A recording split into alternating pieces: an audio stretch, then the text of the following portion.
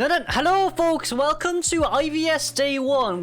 I don't know how this is going to work because all the teams has been mixed up right now. For example, Shinami is supposed to be part of Scar City, supposed to be a part of ORC. Nerusu was supposed to be a part of FAP, and I forgot who Kit was, so oops on that part. But anyways, apparently I think the coaches just decided to like pick out, I don't know, 4 survivors and 1 hunter in which they think is the best to form a team with. Maybe this is a new strategy to go against CM, but let's see. We're gonna have Akka versus all the other 4. It's gonna be a night watch without detention, but let's see here now. Our non-meta hunter with a mass amount of 4k eliminations with his non-meta vibes. Anyways, we're gonna have 2 rescue personas on Psycho and Forward, surprisingly. But anyways, Akka come in right now. We're going to be having Insolence and of course Confined Space, and of course seeing where City is right now. Probably chasing after City here will be one of the better choices, considering the fact that really, if you brought window breaking, you might as well go for it then, shan't you? Now then, we're going a little bit straighter towards middle right now. Probably does see where City is. He's not trying to look at City just to gain, well actually he doesn't really have Hunter's instincts, so that doesn't matter right there. But little did they know that's going to be the first window vaulted over, which means window will not be able to utilize anymore. Therefore, we will be seeing a Tempest coming in here immediately. That's going to be a mini slow debuff. Let's see. We used a mini shell shock. I guess that's fair because mini shell shock isn't really the same as a normal shell shock. Well, is it? No, it's actually not, because mini shell shock actually disappears a little bit faster compared to the normal one. But now then, being able to go through the pallets right here, because you have Tie Turner right now for the psychologist, I think she's the biggest opening point right here for the survivors. Well, for the hunter maybe to get a formal elimination, but Blink did not be, they won't be using Blink just yet. But going over through the pallet right there doesn't seem like, no, we got, that shouldn't have happened, shouldn't it? But let's see, it's going to be Insolence, Confined Space. We're gonna have Mischievous alongside with Mischievous, Impulsive, and of course 1 stack, well the normal stack of Quenching Effect of course. But now that seeing Nerusu coming in right here, the kind of missing Cypher Machines. This is streaming from JP YouTube channel, by the way, for those of you who want to watch, and like this lagginess is not me.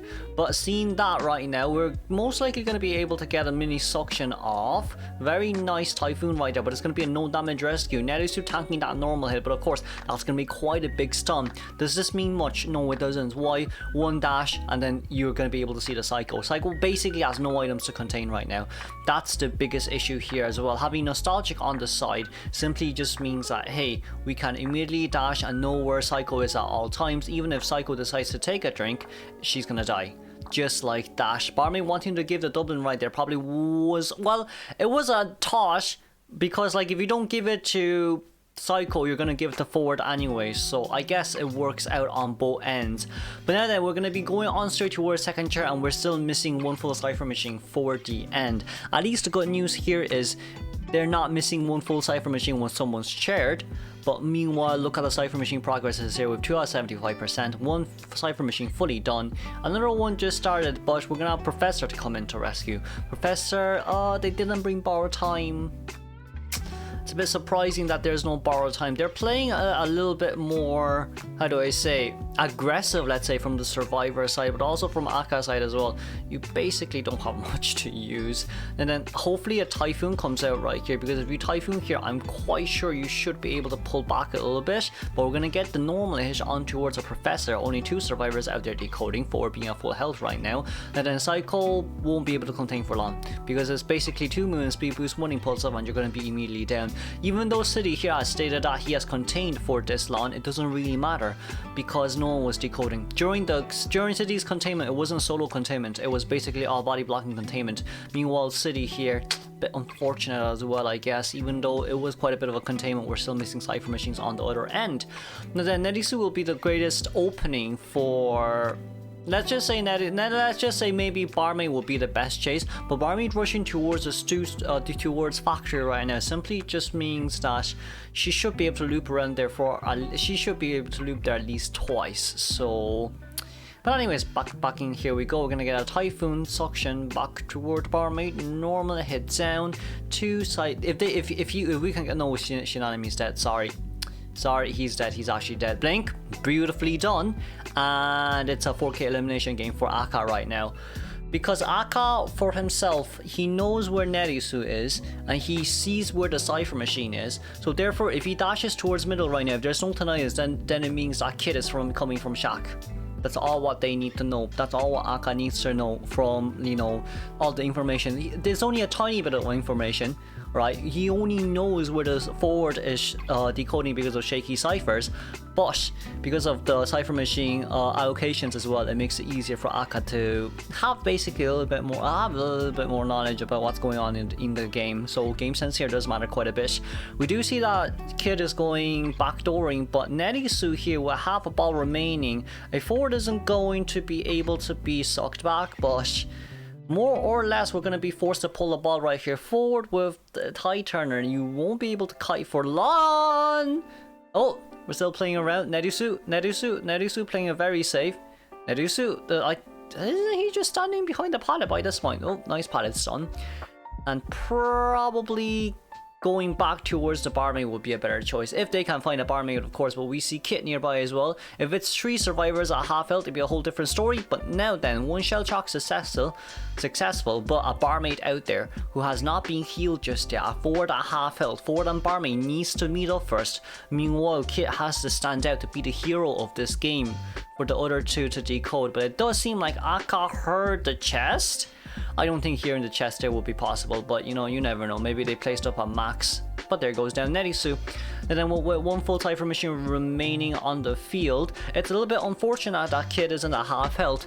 But if you can go out here and see where Shinami is, then it will be a 4-man elimination. Because Shinami Cypher is definitely shaking very hard. If you do chase after Kit right here, it's really just a difference between can this flywheel be baited out or not. If you're able to bait out this flywheel, it's a 4-man elimination if you don't go for Shinami. But if you see where Shinami Cypher is, 1 normal Typhoon, immediately go for Shinami. You only need 2 dashes and then a 1 movement speed boost. Should be enough to catch up towards that barmaid right there where there's no pallet near the area, of course. And then seeing that there's no one nearby, but then see the footprints now, Shinami most likely will be eliminated for being rescued right before half. What does this mean? This simply means that they're going to start slugging. This simply means that they're going to start slugging right after this. And of course, an immediate blink down. It's all about buying time for yourself. Going out, forcing them to rescue, waiting for blink to come out, seeing which Cypher Machine is currently being decoded, because you can't just have 1 survivor decoding, well, 1 survivor rescue and decoding at the same time. But of course, from Tsunami's side, maybe getting a chest and seeing if you can find a needle will be a better option, but that doesn't mean that the Cypher Machine will be enough even if you do that. So for the survivors there, it's a little bit unfortunate that they're left with that type of option. And then with a 2-man elimination here, I guess if you can get forward then and slug him, it probably would be for the best, but considering the fact that forward's currently the one who decodes the slowest right now, it does seem like they're going to opt out their option to go towards the Professor instead. But this doesn't mean that the survivors doesn't have a way to get a 2-man escape endgame, but that simply relies on the forward being able to contain late game with no items. Unless forward gets items, then it's going to be 2 whole different stories. We're going to try to bait that just shell shock once again. It seems like it has been successfully baited out, but there's also another problem with charge attack hit users. The problem with charge attack hit users is even if you do get bait out the first shell, they're going to be able to get out the second shell immediately because of the animation of the charge attack. They do have more than enough reaction time. But seeing where the forward is right now, we managed to get a movement. Oh, we managed to get a suction back, and there you go. That's how you counter that pallet near tight kiting areas. There we have a Cypher Machine pop, but this still should guarantee our 3-man elimination right here. Nerisu still looking back. That's a very nice melee shell shock, but it's not going to do much because of the fact that we brought Insolence here. And then Nerisu once again trying to contain for as long as possible. There's no dungeon nearing middle, so at least for Akka right now, it's good news to him. Spinning around, trying to buy as much time as possible. It does seem like it'll be a 3-man elimination here. Well, I guess it kind of worked out to his own favor, simply because of the fact that he did not bring detention, but instead windows. Now that moving on to our second half we go. But let me see. Second half will be this. Second half will be Lati playing. This is going to be our spawn location, of course. Usually if you pick spawns like these, it simply just means that you brought the Cypher Lock. You brought Cypher Lock persona. Because if it was me, I probably would just spawn in you know, factory or something. But anyways, we're gonna have Lati coming out as BQ, considering that she's a Thai queen here, and especially against this team comp, I don't think 3-man elimination here is possible, I won't lie. But for this team, we're gonna have Takako, Kaeru, Kazuneko, and Felix. But of course, for the JP side, they're basically just rotating around all players till like they get to a team, right? Till like they get to a team and they fight off every hunter and see which team does the best. I think that's what they want to do for IVS to win against CN. Maybe my Japanese viewers, if we do have any, all right, that's an ad. But anyways, maybe if my Japanese viewers, if I do actually have any, may think that I think CN is superior, but to be fair with you, they haven't won before. I mean, it'd be lovely to see JP win. I mean, it's not all about CN, of course, but you know, they've come in quite close quite a lot of times already. So we're gonna look forward to that. Anyways, back into the game we go. Takako successfully using dash hook, but I'm a little bit more surprised that Lati isn't trying to get out the mirror just yet, because the more time you stall, the faster that hook is gonna regen. So for Lati's side, that's kind of a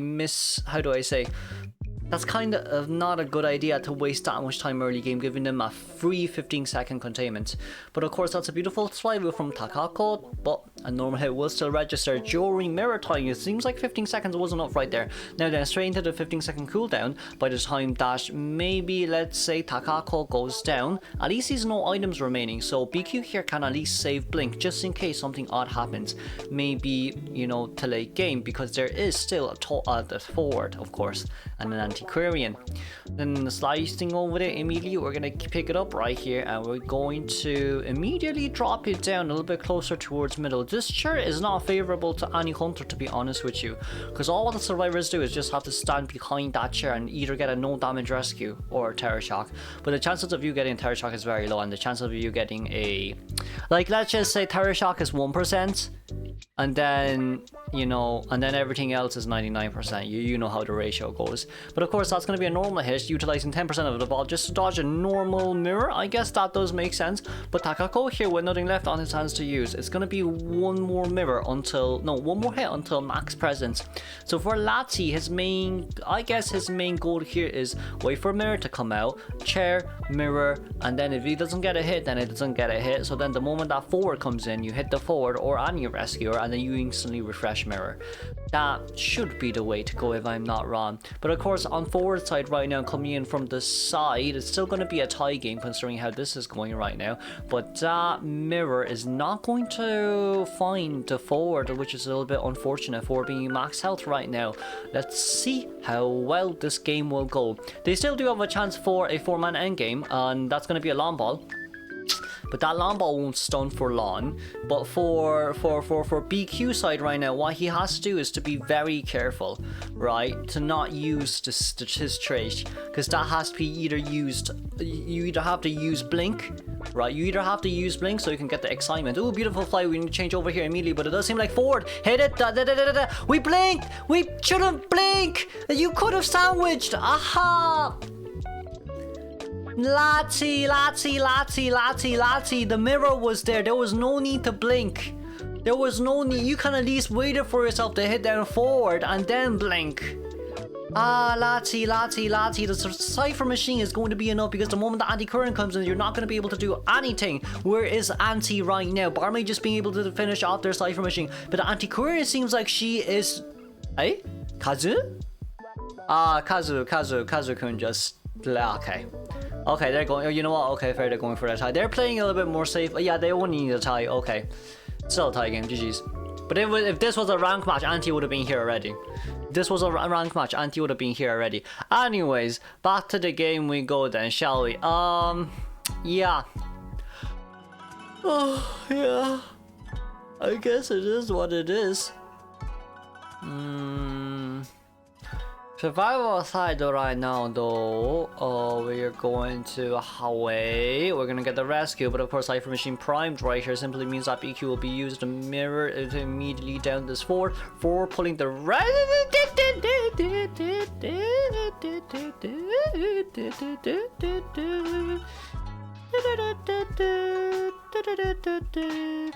He should be able to teleport to the gate. No, he wouldn't be because anti-current has three staffs. Even with like the nerf disarm, it's still gonna disarm for 8 seconds if anti-current uses all three, so it doesn't really matter right there.